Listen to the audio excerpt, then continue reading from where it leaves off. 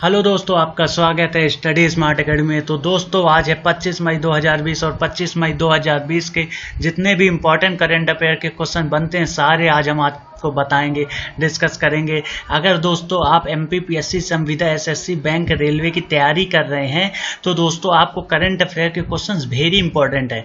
वो आपको 10 question daily पढ़ना ही है और आप हमारे चैनल से डेली 10 क्वेश्चन पढ़ेंगे तो आपको करंट अफेयर में कोई डाउट नहीं जाएगा।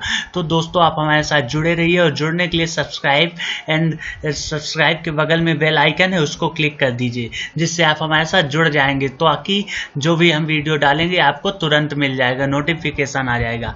तो आइए हम पहले क्वेश्चन पे आते हैं। इससे पहले हम आपको बता दें कि स्टडी स्मार्ट एकेडमी प्रतियोगी परीक्षाओं की तैयारी कर रहे छात्रों एवं पाठकों के लिए डेली करंट अफेयर क्विज प्रस्तुत कर रहा है।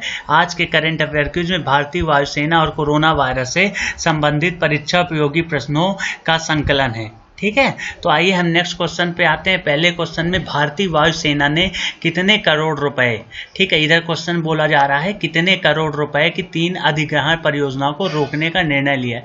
तो वायुसेना ने 8,000 करोड़ रुपए, ठीक है, 8,000 करोड़ रुपए कि 3 अधिग्रहण परियोजनाओं को रोकने का निर्णय लिया। ये 3 परियोजनाएं कौन थी? तो वायुसेना से रिलेटेड ठीक है, वायुसेना के जो प्रमुख हैं RKS भदौरिया, उन्होंने 18 मई को सूचित किया कि सेना के अतिरिक्त पिलाटस बेसिक ट्रेनर विमान को रोकने की खरीदने की इस योजना को अब आगे नहीं बढ़ाएंगे। और हॉक ट्रेनर खरीदने की योजना थी, लेकिन फिलहाल इस पर भी रोक लगा दिया गया है। और एक अन्य थी जगुआर री-इंजनिंग योजना, जो कि पूरी तरह आयात पर निर्भर थी, लेकिन वायुसेना ने इस परियोजना पर रोक लगाने का फैसला किया। इस योजना के तहत जगुआर लड़ाकू विमानों को अमेरिका के हनीवेल कॉरपोरेशन के नए इंजनों से लैस किया जाना था। तो दोस्तों भारतीय वायुसेना के कितने करोड़ रुपए कि 3 बड़ी अधिग्रहण परियोजनाओं को रोक लगाया गया? तो 8,000 करोड़ रुपए। दूसरा क्वेश्चन है विश्व बैंक और भारत सरकार ने हाल ही में कितने मिलियन डॉलर पर समझौता किया है? तो इसका राइट आंसर है 750 मिलियन डॉलर पे। ठीक है, विश्व बैंक और भारत सरकार ने 750 मिलियन डॉलर के भारतीय डॉलर के समझौते पर हस्ताक्षर किया। क्यों किया है?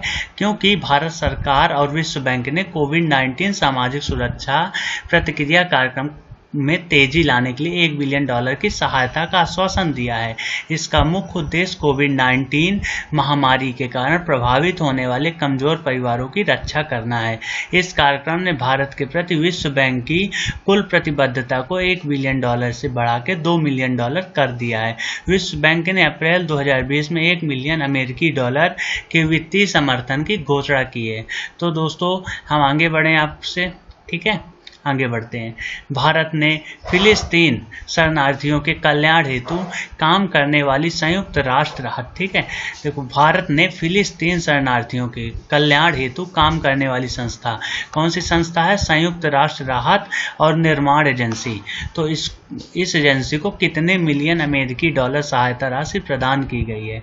तो इसका राइट आंसर है $2 मिलियन, ठीक है, $2 मिलियन की सहायता राशि कोरोना वायरस की संकट की परिस्थिति के दौरान शिक्षा और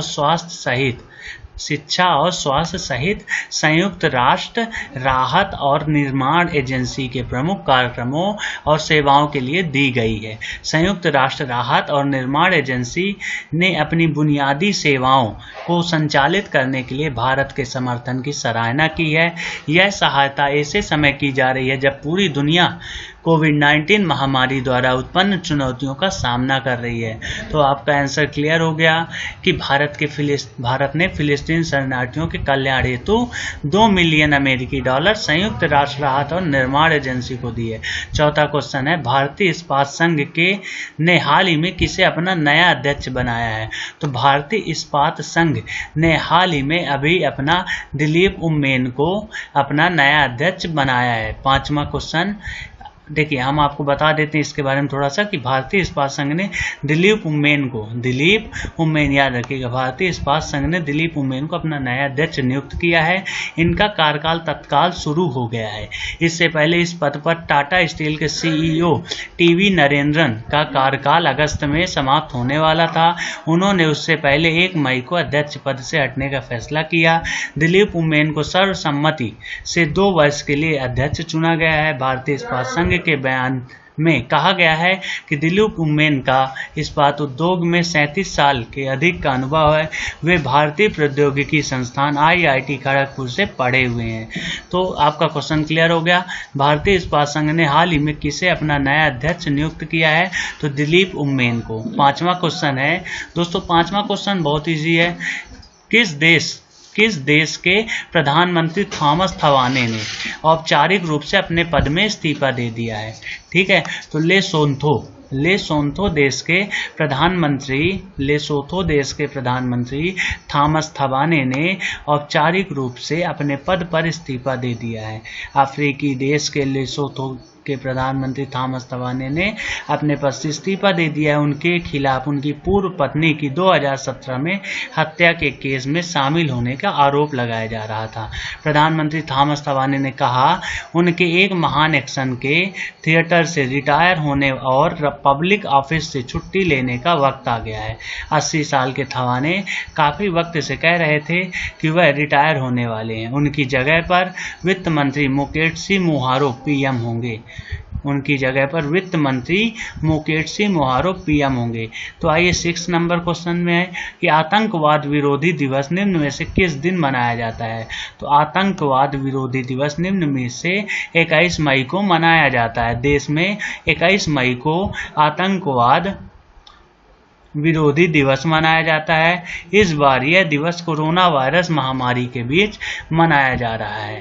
तो क्लियर है, हर साल 21 मई को मनाए जाने वाले आतंकवाद विरोधी दिवस पर युवाओं सहित समाज के अन्य वर्गों को आतंकवाद विरोधी शपथ दिलाई जाती है। तो आपका क्वेश्चन क्लियर हो गया। आतंकवाद विरोधी दिवस निम्न में से किस दिन मनाया जाता है? तो 21 मई को मनाया जाता है। 7वां क्वेश्चन है दोस्तों, भारत और किस देश ने हाल ही में 5 नए बंदरगाह और 2 नए प्रोटोकॉल मार्गों के संचालन के लिए एक समझौते पर हस्ताक्षर किया है? तो भारत और बांग्लादेश ने। ठीक है, भारत और बांग्लादेश ने हाल ही में 5 नए बंदरगाहों और 2 नए प्रोटोकॉल मार्गों के संचालन के लिए समझौते पर हस्ताक्षर किया है।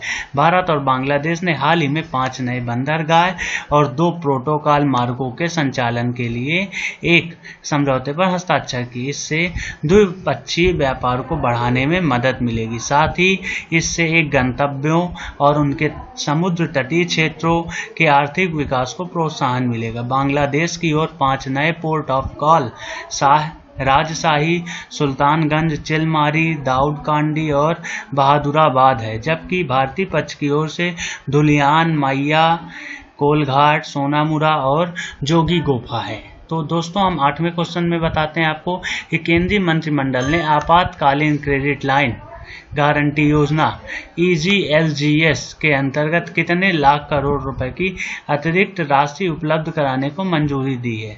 तो इसका राइट आंसर है 3 लाख करोड़ रुपए। ठीक है, केंद्रीय मंत्रिमंडल ने आपातकालीन क्रेडिट लाइन गारंटी योजना ठीक है के अंतर्गत 3 लाख करोड़ रुपए की अतिरिक्त राशि उपलब्ध कराने की मंजूरी दे दी है। इसमें सूक्ष्म, लघु और मध्यम उद्योगों के अंतर्गत आने वाले पात्र कर्जदारों और मुद्रा योजना के अंतर्गत और ऋण लेने के इच्छुक कर्जदारों को फायदा होगा। मंत्रिमंडल ने उधार देने वाली संस्थाओं को राष्ट्रीय ऋण गारंटी ट्रस्टी कंपनी लिमिटेड की ओर से 100% ऋण गारंटी उपलब्ध कराने का भी फैसला किया है। तो आइए दोस्तों हम आगे बढ़ते हैं। 9वां नंबर है कोविड-19 का टीका बनाने के लिए भारत बायोटेक और किस देश के फिलाडेल्फिया स्थित थॉमस जेफरसन विश्वविद्यालय के बीच समझौता हुआ है? तो इसका राइट आंसर है अमेरिका। कोविड-19 और भारत बायोटेक और अमेरिका के फिलाडेल्फिया स्थित थॉमस जेफरसन विश्वविद्यालय के बीच समझौता। इस टीके का विकास जेफरसन कंपनी ने किया है।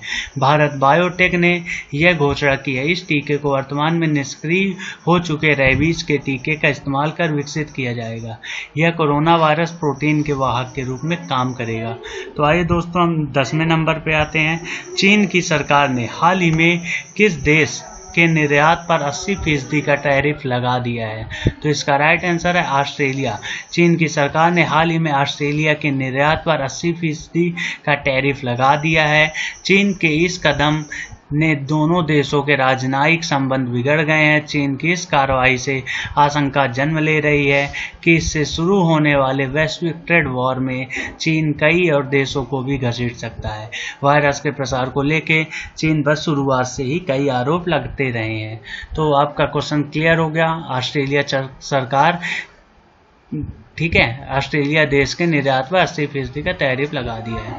तो thank you for watching this video दोस्तों सब्सक्राइब जरूर कर लीजिएगा, साथ ही बेल आइकन को क्लिक कर लीजिएगा ताकि आप हमारे साथ जुड़े रहें। तो थैंक यू सो मच भाई।